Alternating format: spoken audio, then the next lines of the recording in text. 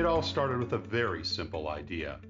Tell the stories of how successful middle market CEOs made it to the corner office. I'm Brant Handley, founder and managing director of Resource Options International, or ROI. We're the USA's premier executive search firm focused exclusively on empowering middle market companies to attract, hire, and retain A players while transforming top executives' careers and lives. ROI's Into the Corner office is dedicated to discovering how middle market CEOs advance their career, and we're making these remarkable and sometimes quite unbelievable stories available to you for the very first time. Listen and learn about the challenges they've overcome, the interesting people they've met along the way, and the lessons learned that steered these executives' unique journey into a middle market corner office of their own. I know you enjoy these CEO stories as much as I've enjoyed recording them. So thank you for listening today. And if you like what you've heard, rate us on iTunes or wherever you get your podcasts. I'm looking forward to you joining me on the next great middle market CEO adventure into the corner office.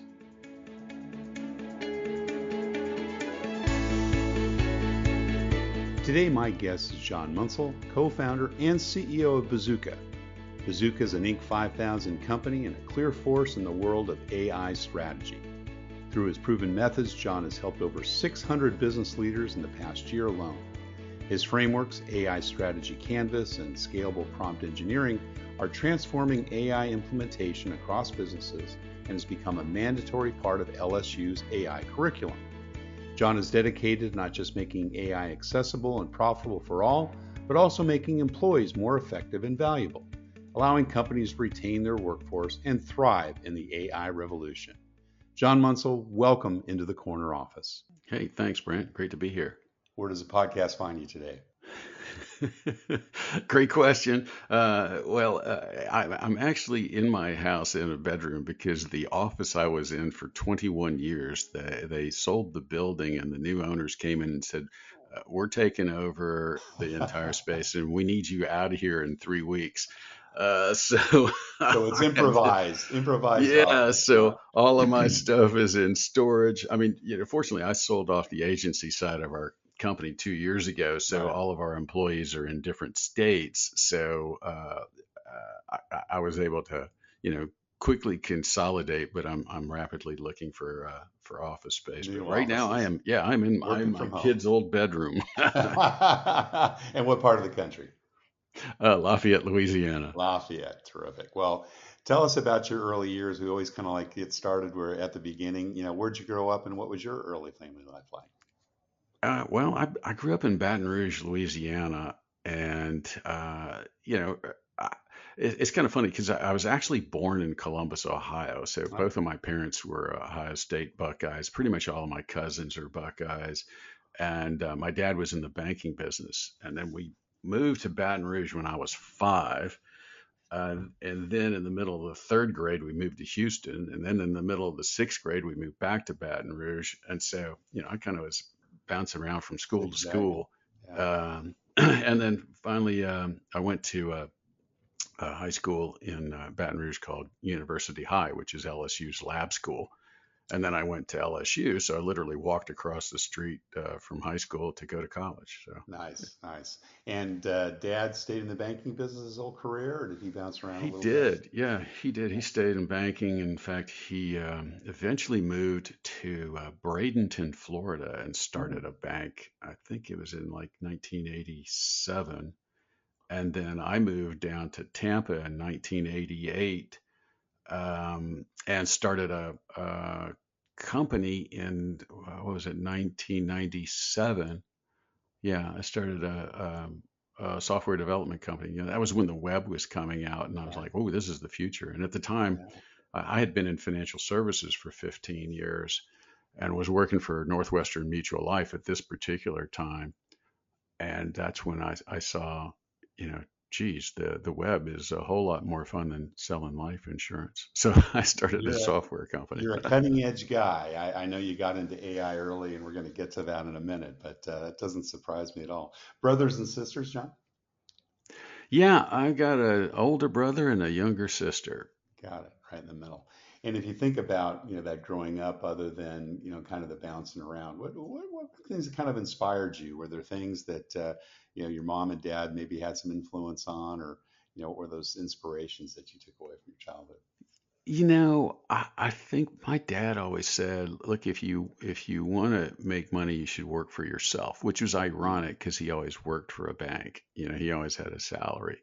Um, and I always remembered that. And I just kind of always had this entrepreneurial itch. I mean, literally the first job I ever had was selling lemonade, right? I think it was the first grade. And then it dawned on us that if you really want to sell a lot of lemonade, you got to go where the people are thirsty. So Mm. we loaded all our stuff into a little red wagon and walked down the street to where a house was getting built. And we served up all the construction guys. That's smart. I love that. I Right. love that. Go to where the action is. Another That's common right. theme I'm sure we're going to get to. And any other kind of entrepreneurial stuff you did as a kid other than lemonade? Did you have the paper route or any other kind of Oh stuff yeah. that you No, were I doing? didn't do the paper route thing, but we bought some kind of reflective paint for concrete, and we would go around door to door knocking on doors, and we would paint their address on the curbs. We'd do I stuff love like that. that. The Um, stencils, right? You have the stencils to put the exactly. numbers Yeah, in. we Yeah. did that. Mowed lawns. Did all kinds of things. But I was always out there trying to make money. Did you have a crew you did that with, or was that with your siblings? No, I never did. I just did it because I played football, and it's like I tell people, if it wasn't for the lack of size, speed, and talent, I would have played in the NFL. But but I love Three important football. ingredients. That's right. That's right. But we had two a days over the summer, so I really didn't have time to go build out a career. So I just picked a Right. couple of lawns, and would mow those, and that was kind of it. And then I worked at a clothing store. I was a bank teller. I did all sorts of stuff. I put What'd you do myself with through all that spending college. money?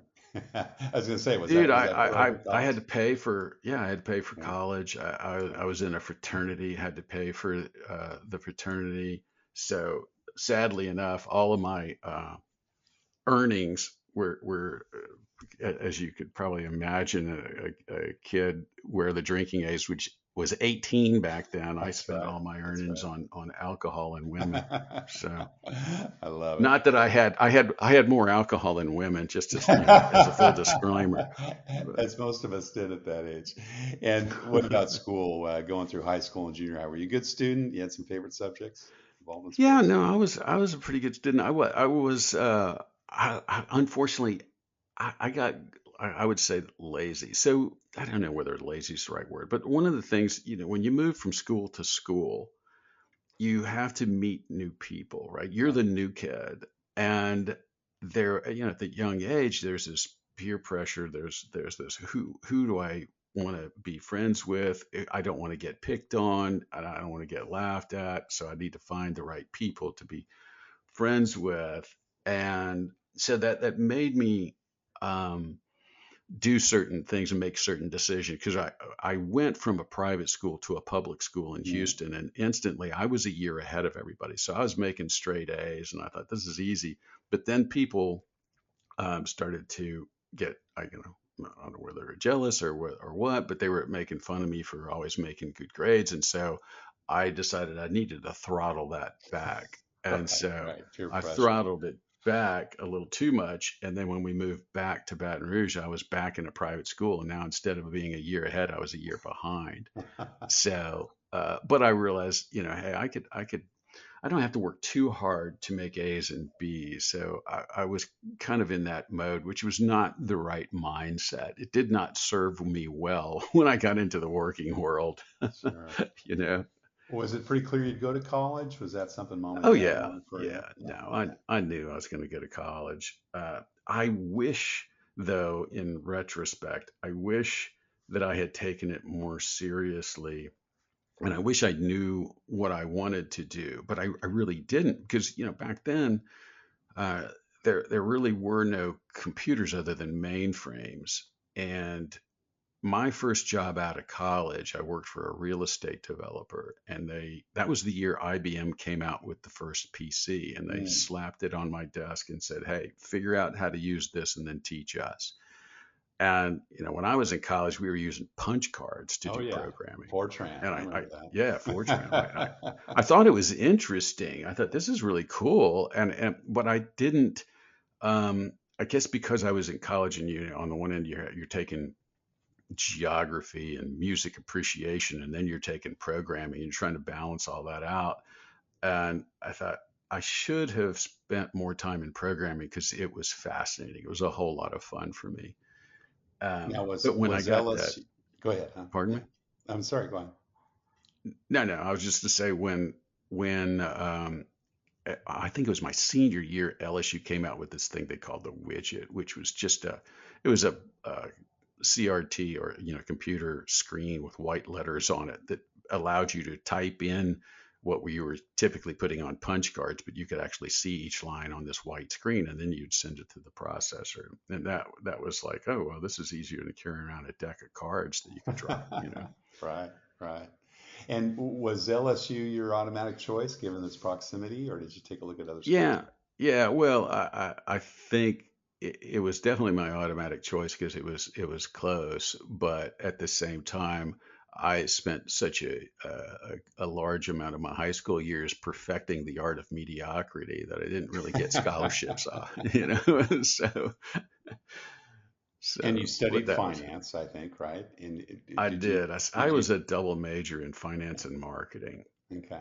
Did they and offer IT degrees or computer science back then, or was that still they did, but yeah? I couldn't see a path Yeah. forward because I loved marketing, and I liked finance. I hated accounting, but I knew the two kind of had to go hand in glove.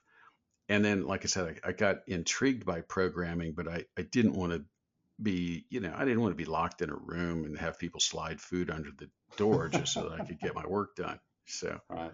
I didn't go that route. But when I got that PC, that was fascinating to me because there was no at the time there was no Excel, right? There wasn't even Lotus 1-2-3 when I got it. There was this program called VisiCalc, which was like the world's first spreadsheet, Sure. Yeah. and I Sure. thought that was pretty cool. So I built all sorts of stuff. At the time, I was working for a real estate developer, and I was analyzing the office space environments of Shreveport, Louisiana, and of Jackson, Mississippi, and I used that spreadsheet to do all these comparisons and stuff, and it was pretty cool. And then I moved on to a bank in Baton Rouge, and that's when Lotus 1-2-3 came out, and I was like, oh, you can sort. This is even more fun. So I really got into that, and I eventually, Brant, another buddy of mine and I, we created a spreadsheet that helped the bank spread commercial financial statements and create all the lending ratios you needed to make lending decisions. Hmm. And that was kind of what really got the propeller on the top of my head spinning because I thought this is fun. That's excellent. And those jobs early on, did you have some leadership responsibilities? Did you start managing people, Yeah, or were you more focused? yeah. Tell us about that. Well, so my first one in the banking career, I was in the mortgage loan department. So it's kind of funny because I was doing construction loans by day, and by night I was waiting tables to, make more money. And what happened is we acquired a couple of other banks, and my boss was great. He was my mentor, and he was just a really smart guy, and it was a lot of fun working for him. And when we acquired these other offices, we had to assemble their loan portfolios and turn around and package them in mortgage-backed securities and then sell them to the secondary markets of Fannie Mae and Freddie Mac. And he was doing all that manually. And you had to time these things right to sell these mortgage-backed securities. It doesn't bear going into a deep discussion, but he was doing it all manually. And so there were Lotus 123 came out with a program called Symphony, which actually incorporated communications, word processing, kind of you know a hybrid database, which is really nothing more than a spreadsheet turned sideways. um, but what I did was I created a program that at night would dial up these different offices. We had one in New Orleans, Lake Charles, Alexandria, and Shreveport, and it would dial those offices up, and it would download their spreadsheets that I'd created for them to, put all their loan production in. And then at 2 in the morning, it would compile all of that, and then it would print out a report on the old dot matrix printer, Hmm. and it would be sitting on my boss's desk in the morning. So instead of him taking 2.5 days to prepare the report, he'd wake up in the morning and it was ready for him. And that was like, me programming stuff and automating stuff, and it was really really cool. And that was, again, it was one of those times where I was like, hey, this is a whole lot more fun than actually making the lending decision. So that was Right. kind of really where I got the bug even Yeah. harder.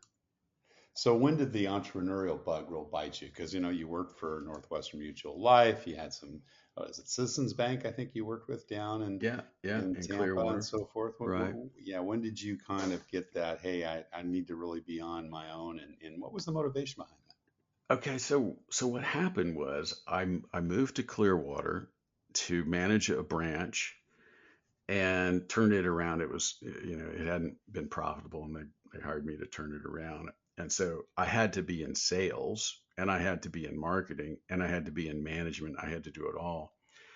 And at the time, I also had to make loans. And I was like, hey guys, what are y'all using to generate the loan ratios? And they were like, oh, we're doing it, with this spreadsheet. And I looked at the spreadsheet and I'm like, oh man, that's not what you should be using. So I called that buddy of mine who created it, the one in Baton Rouge with me, and his name's Dean. And so he happened to have moved to Orlando. that?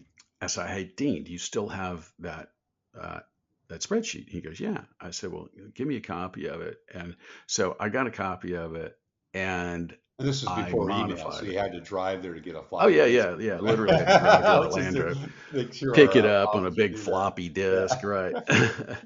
And so anyway, I modified it, ran a bunch of macros in it to automate stuff, and then I handed it to the president of our bank, and his head exploded. He's like, "Oh my God, I've never seen anything like this. It's really cool." And so then I called up Dean and I said, "Dean, I think we could make a lot of money You're onto selling this to something here. banks." Yeah, yeah. Right. And so he's like, okay, let's do this.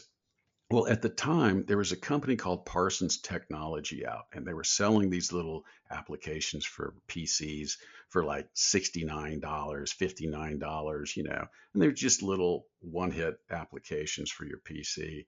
And so I told Dean, I was like, dude, I think we could knock it out of the park if we sold this thing for like 59 bucks. And at the time, competitive products were $2,500. They were Yeah. big, hairy things that would run on a mainframe, but you didn't need the mainframe. So we sat down every weekend. He'd come over and we would just crank this thing out, and we turned it into a program. And then I bought some marketing material from a guy named Jay Abraham, and it was called Your Marketing Genius at Work. And I binge read this stuff over like 2 weekends just so I could learn marketing. And back then, again, there's no web, there's no email, there's no nothing. So it's all direct mail. So you had to learn how to write direct mail, learn how to create the envelope for direct mail, send it out in the mail, and then sit there and wait for 3 weeks, waiting to see For it to if mail a you back. check came back. Yeah, Right, but right. they'd had to mail you back a check, right? Yeah. Because we couldn't take credit cards. We were two knuckleheads at a bank. So he would wait, and sure enough, checks would start coming back in the mail, and it was really cool. And then we would do what we did. This is the killer, Brant, is where I really learned a lot about marketing from Jay. Was one of his key things was to not just test headlines and test copy, but to test pricing. So Yeah. we went out and we tested $69, Yeah. $89, 149, $159. 249, 349, 549. We Yeah. tested all these prices, shot them to Wow. different parts of the country so nobody would be the wiser. 249 outsold the rest 5-1. Isn't that So amazing? where we thought we Wow. were going to sell something for $50, we sold it for $250, and we sold Wow. 5 times as much of it on top of a 5x price. So that was a big, big moment for me. And that's when I was like, this is a blast. Marketing is an absolute blast. And ironically enough, that company I was telling you about, Parsons Technology, he eventually sold it for a stupid amount of money, and that guy's name is Bob Parsons, who is the guy who owns GoDaddy. So he did Ah, pretty okay. well.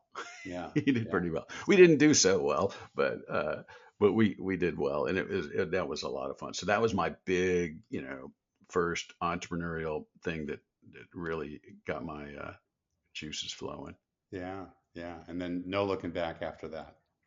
No, no, because like I said, that kind of married everything. But when I was at Northwestern Mutual and the web started to come out, I built an intranet for our regional office there in Mm. Tampa because they kept distributing everything through mail. And I was like, y'all, you don't have to do that. We can do this in the web, and build a little intranet where people can click and see their reports and all that stuff. And so I built that, and they loved that. And then a buddy of mine from New Orleans called me up and he said, I'm thinking about building a website. And this is in '97. Right.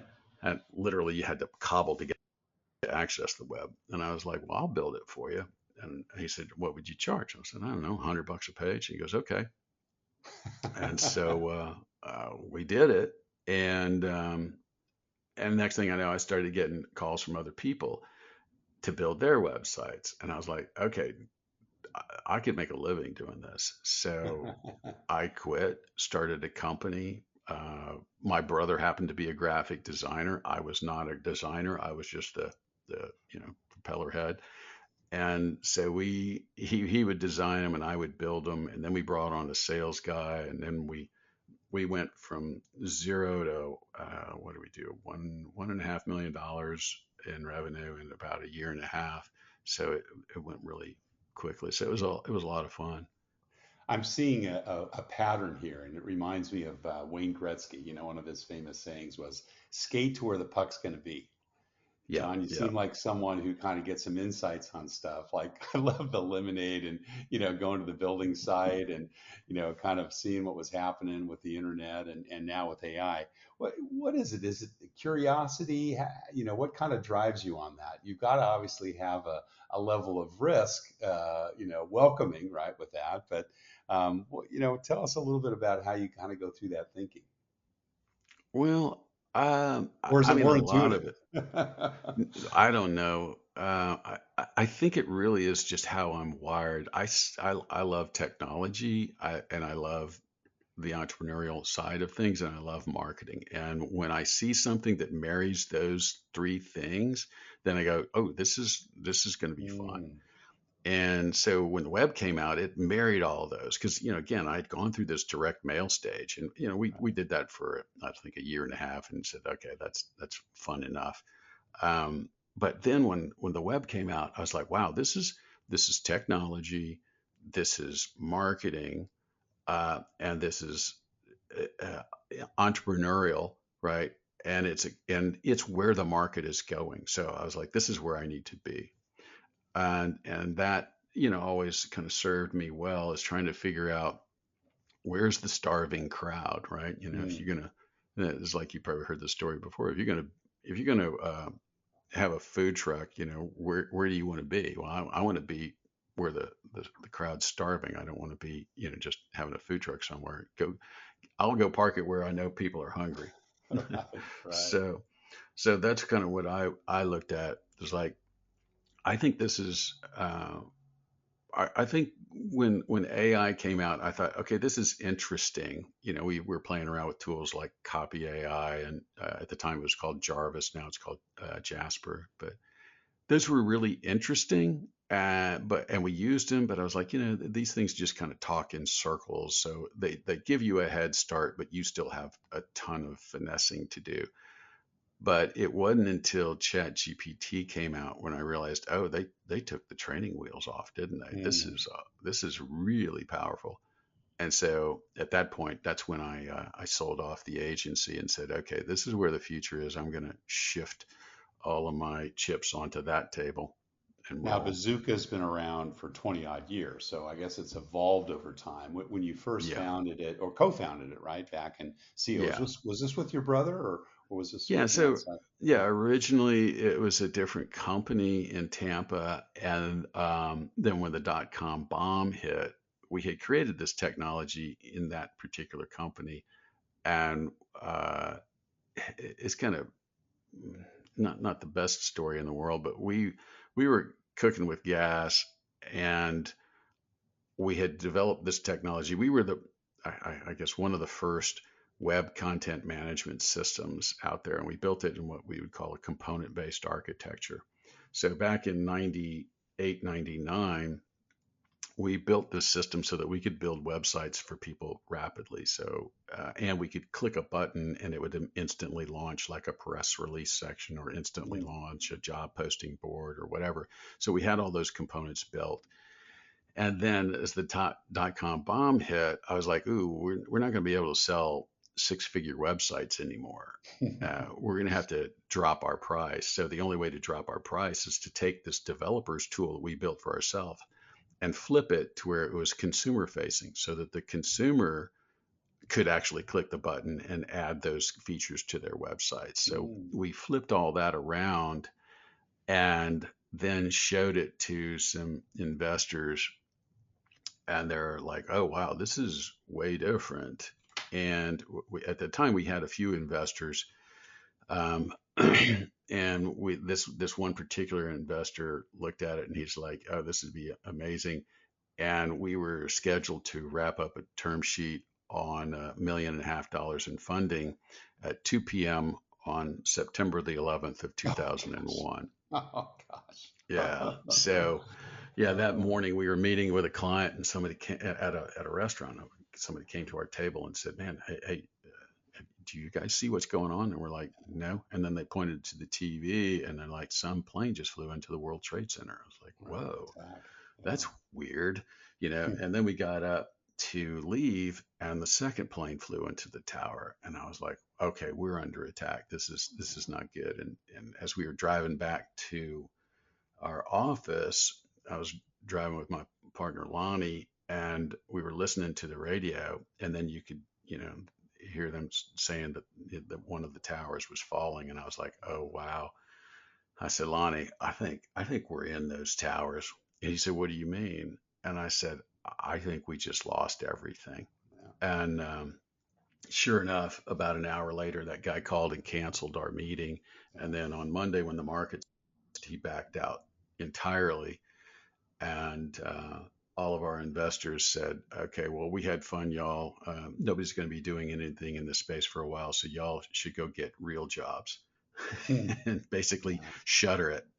And I said, "Well," excuse me. I said, "That's kind of easy for you to say, but I'm the guarantor on $250,000 worth of debt. I can't really pay that out of personal income because I can't stretch it over 30 years like a house." So I said, "Look, what I'll do is I'll take this technology that we built and I'll take on all the debt and I'll roll it into a new company that we had already named Bazooka, to do something completely different. But I said, I'll roll it in there and I'll roll you guys in with me. But I'm going to own the majority of the company, me and this other fellow, Lonnie, my partner." Yeah. And so they said, "Fair enough." So we did that. And that's how we started Bazooka. And we took off from there. So we turned around, instead of selling six-figure websites, we turned around to building five-figure and four-figure websites and Right. licensing Right. them the hosting Direct for to consumer. Yeah. 150. Yeah, Cool. yeah. So let's fast forward to AI. When did you first kind of take an interest in that technology, and how'd you first get involved? Well, it like I mentioned earlier, it kind of goes back to us trying to get copy written faster, and we used Mm. Copy AI and Jarvis, and And that was about it two gave two us a years head ago, start. 2 3 years ago when Yeah, that's three 3 and years a ago. half years ago. And like I said, they were just a great head start. It was really interesting. It would spit out a lot of copy, but none of it was very good. But at least it gave you a good head start. If you really used it enough, you would see the patterns and you would see that it wasn't stellar stuff. But when ChatGPT came out, that's when I thought this is where the future is going to go. And so my youngest was about to graduate from LSU, and I have four kids. They've all graduated, and so my wife and I were getting ready to be empty nesters theoretically. And so, so I thought, Pre-COVID. hey, yeah. So I thought, well, no, not it was post-COVID. Post-COVID. This was 2 years and 2 months ago to be Yeah. exact. And I thought, well, I'll sell all this. I'll sell the agency side off and go back into startup mode, and that would allow the wife and I to be, or the wife and me, I should say, Mhm. to be a lot more mobile. So we sold that off and retained a couple of employees and a handful of clients on the social media side. And we just started diving into AI. And I joined a few AI masterminds to learn certain techniques. And then one of the masterminds I joined was a guy I'd been doing business with for years, a guy named John Benson, who's probably one of the top 25 copywriters in the world. He's the inventor of the VSL, video sales letter. Mhm. Great copywriter. And so I joined his mastermind because he was doing some cool stuff with AI. And in that mastermind, I learned a little bit of a technique that he was using. And it was a guy named Darby Rollins who had actually created it. And I joined Darby's mastermind group too. And what I did with that is I realized, okay, they're using it for a very specific purpose. But if I were to scale this up and make it bigger, and I could use it for a whole lot more purposes rather Mhm. than just direct response copywriting. And so I took those basic principles and built this framework. And from that, things just really started to explode for us. It, I started to figure out what was the problem the market wanted solved. So I started this thing called the CXO AI Roundtable, and every Friday I would teach people stuff about AI, and I would just talk to them about what they were doing and what they were uh, interested in, learning, lacking, whatever. And after about I don't know 10 episodes or so, I started to recognize what the problem was that I could solve. But Mhm. we were using AI, to help us build this brand and to teach people. So over that time, I probably had a couple thousand hours of AI time under my belt, and I was amazed at how people kept saying to me, "Nobody's nobody's teaching what you're teaching. Mhm. This is really unique." And it kind of expanded from there to the point where I got a call from somebody at LSU who said, "Hey, your friend Roy Martin said you're doing some cool things with AI. I should come over and talk to you. You know, LSU's doing some great things with AI. I'd love to show you what we're doing and see a little bit more about what you're doing." I'm like, "Sure, come on over." So we scheduled something about 3 weeks out. I'm thinking the guy is really just trying to get me to donate to Yeah, LSU, if you're and looking for no, funding, right? yeah, right. I'm like, dude, I don't have any Donation. money. You're wasting the drive over here. But anyway, 3 weeks goes by, and um, I'm in my team meeting. We have a team meeting every morning at 8 a.m. It's a Zoom meeting, and all of a sudden, notice comes up on my screen that says Roy Haggerty will be here in 15 minutes, and I'm like, "Who's Roy Haggerty?" And Totally put it out of I your said, mind. I said, "Y'all, I don't know who this is. Nobody ever comes to our office. I don't know who this is." And I go, "Oh, y'all, maybe it's that LSU guy." And so, Hide my checkbook. I, yeah, so I look at my calendar and I'm like, "Oh, it is that LSU guy." I said, "Y'all, I got to go. I got to clean up my office." So I clean up my office, and Roy comes in, introduces himself, and then he says, "Okay, so I'm the executive vice president and provost of LSU. Do you know what that is?" And I said, "Honestly, no, I Uh, don't." And he says, "Well, there's the president, and then there's me. I'm over all of yeah, I'm academia." the operating guy. Yeah, I run the Yeah, place. that's right. And Yeah. I was like, "Oh, wow." Okay. So anyway, he goes on to show me all of the stuff that LSU's doing in the ag side of the world with building LLMs to analyze things. And he said he's built a few GPTs himself. He's teaching a class with another guy that they charge $20,000 a person to do. I was like, "Oh man, you're out there. That's cool." And he goes, "So what are you doing?" I'm sitting here thinking, "Wow, I'm getting ready to get my hat handed back to me because I haven't done that." So I said, "Well, we created this thing called the AI strategy canvas, and we've run a few cohorts, and I realized they weren't really getting what this concept we were trying to teach, which we call scalable prompt engineering." And so it wasn't until I created the strategy canvas that people started to really click and they got it. And so I showed him the canvas, and he's like, "Oh, wow, that's fascinating. I've never seen anything like that." He says, "Do you have the prompts to match that structure?" And I said, "Yeah." And I showed him a couple of prompts, and he's like, "Oh, wow, that's next level stuff. I've never seen anything like that." Mm, Um, I'm like, "Really?" He goes, and he takes a step back. He goes, "Look, I know this is kind of off the cuff," and I'm thinking, "Okay, he's going to ask me for a donation. I'm going to have to break it to him." here it comes. Uh, right. And he goes, "Would you have any interest in teaching our honors students next semester?" And I was like, Ah, "Whoa, I wasn't expecting that." I said, "Honestly, I can't do that. I don't think I could afford to do that. I can't afford to commute to Baton Rouge because it's an hour drive over a really treacherous set of interstate." But anyway, I said, "But I think that we could probably make more money and have a bigger impact on the workforce if we went through LSU's continuing ed and we taught businesses directly."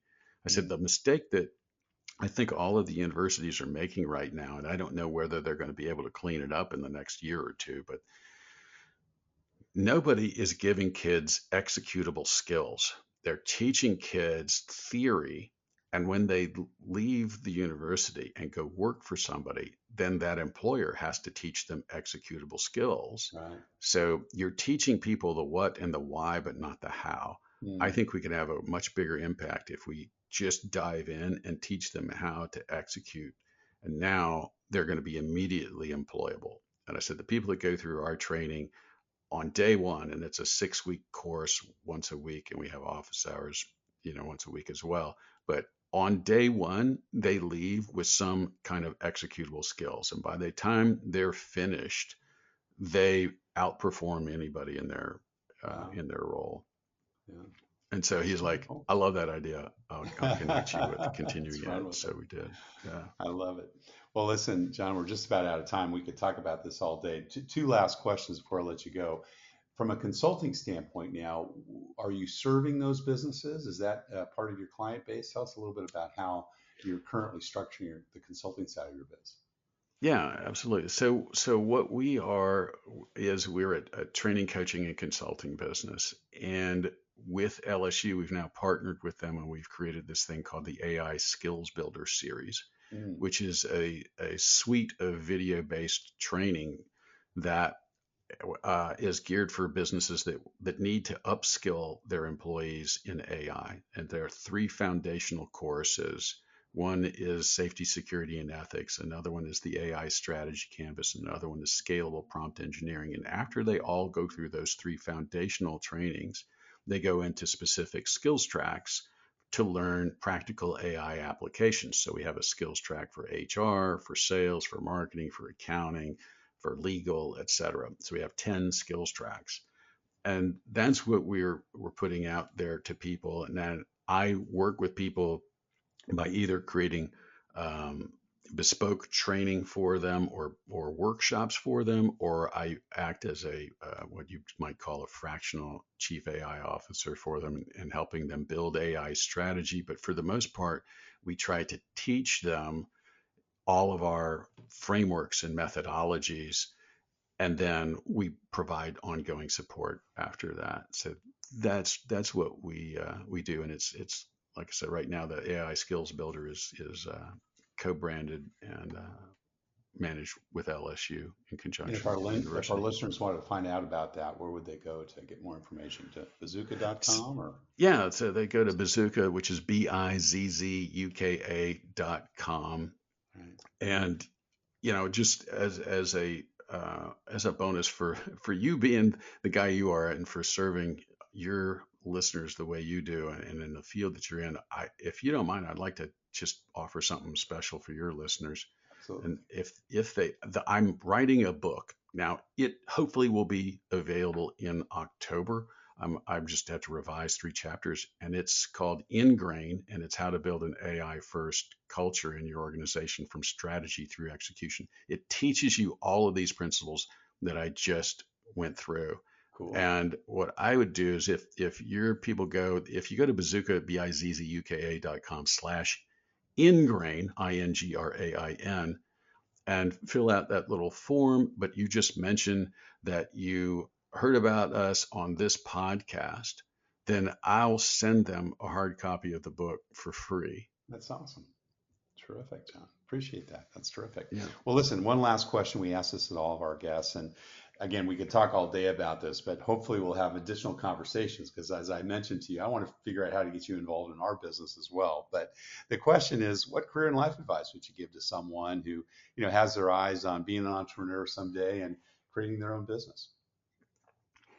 Man, that's a great question. I think the main thing is to not be afraid to make mistakes.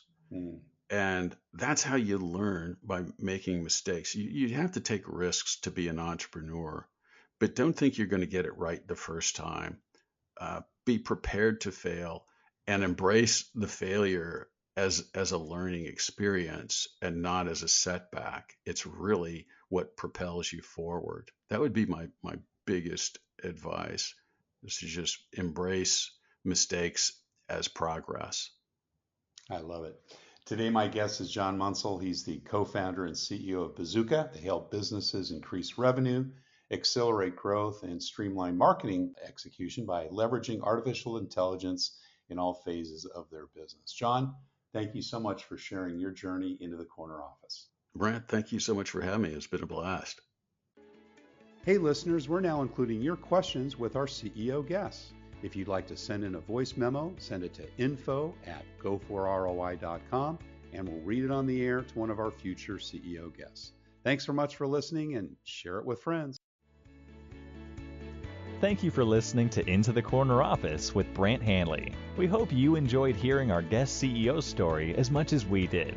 If you want to hear more CEOs reveal their journey into the corner office, please subscribe via iTunes and tell your friends and colleagues. For more information about Brant, Resource Options International, and the mighty middle market, visit www.go4roi.com. We look forward to having you join us for our next episode.